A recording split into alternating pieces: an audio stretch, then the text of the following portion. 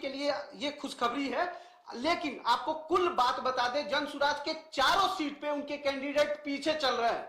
और अभी अगर तरारी की बात कर ले तो अभी भी वहां पे बीजेपी के विशाल प्रशांत आगे है। गांडई से देखिए, गांडई से कल्पना सोरेन, हेमंत सोरेन की पत्नी कल्पना सोरेन जो गांडई से चुनाव जीती थी, उपचुनाव, इस बार मेन चुनाव में मुनिया देवी से 3000 वोटों से आगे पीछे चल रही है, माफ कीजिएगा 3000 वोटों से पीछे चल रही है Kalpana Soren. Gandey high profile seat, Hemant Soren की पत्नी। जरूर इंडिया गठबंधन जो है रुझान में 39 सीट पे आगे है और 29 सीट पे एनडीए आगे है, लेकिन गांडे से चौंकाने वाली खबर, गांडे से बेहद ही चौंकाने वाली खबर, कल्पना सोरेन जिन्होंने जीत का दावा किया था और जीत के प्रति 100% आश्वस्त थी। और सबसे बड़ी बात है, हेमंत सोरेन के महिला विंग को, महिला कैंपेन को लीड कर रही थी, मैया योजना को लीड कर रही थी, वो 3000 वोट से गांडई में पीछे चल रही है। बड़ी खबर देवांशु जी। नहीं,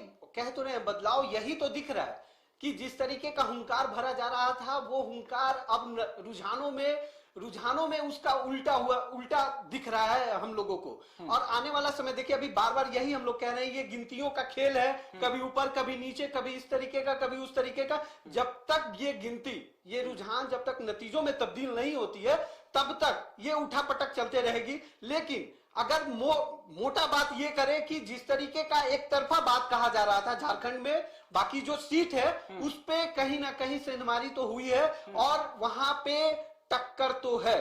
तकरीबन 10 सीटों का अभी भी। देखिए, इमामगंज से आरजेडी के रोशन मांझी 2304 वोट से आगे है। 2304 वोट से इमामगंज से आरजेडी के रोशन मांझी आगे हैं। और आगे होने की वजह, जो 2304 वोट से आगे है वो तय मानिए जन सुराज के। अमित जी, अगर हम लोग बिहार की बात करें, अगर बेलागंज सीट की बात करते हैं तो सुरेंद्र यादव जो हैं, उनका जिस तरीके का मतलब छवि रहा है या उनका एक कैडर वोट है वो भी कहीं ना कहीं फिसलता हुआ दिख रहा है, क्योंकि मनोरमा देवी बार बार लीड कर रही है अभी भी। ऐसा नहीं है कि वो पीछे है। जनसुराज पार्टी तो खैर अभी दौड़ से बहुत पीछे है, लेकिन बेलागंज में अभी भी मनोरमा देवी आगे बढ़त बनाई हुई है और वहां पे आरजेडी कैंडिडेट जो है वो पीछे चल रहे हैं। तो सुरेंद्र यादव का कहीं जो छवि है या जो उनका वर्चस्व है, देखिए एक चीज तय मान लीजिए, बेलागंज में एक चीज तय मान लीजिए, जिस तरह से ये विश्वनाथ यादव जंप मार रहे हैं, जिस तरह से जो अंतर है वो कम होता नजर आ रहा है। तकरीबन अभी भी 3000 के आसपास में वोटों से वो आगे। मैं क्या कह रहा हूं देवांशु जी, जन सुराज का जितना वोट आगे बढ़ेगा उतना खतरा विश्वनाथ यादव यानी सुरेंद्र यादव के बेटे के लिए है। कोई फैक्टर काम नहीं किया है, कोई नीतीश कुमार के कारण जीत नहीं होने जा रही है मनोरमा देवी। मतलब आपका कहना है कि जनसुराज के पार्टी के द्वारा जो वोट लिया जा रहा है वो जितना वोट आरजेडी में सेंधमारी है, बिल्कुल 100% आरजेडी में सेंधमारी है जी।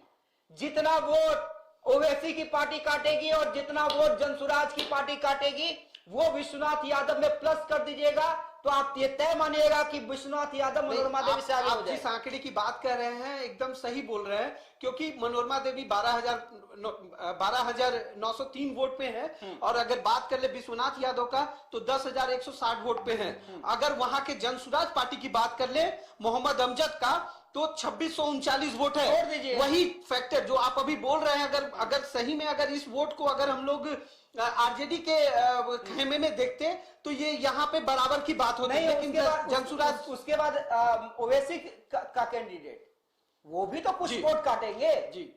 तो ये वोट अगर जोड़ दीजिएगा तो सुरेंद्र यादव के बेटे विश्वनाथ यादव। लेकिन सवाल यही है कि क्या ओसामा फैक्टर, हालांकि मैं फिर कह रहा हूं कि जंप कर रहे हैं सुरेंद्र यादव के बेटे भी, जंप उन्होंने लंबी लगाई है लेकिन लगा के भी फिलहाल पीछे हैं।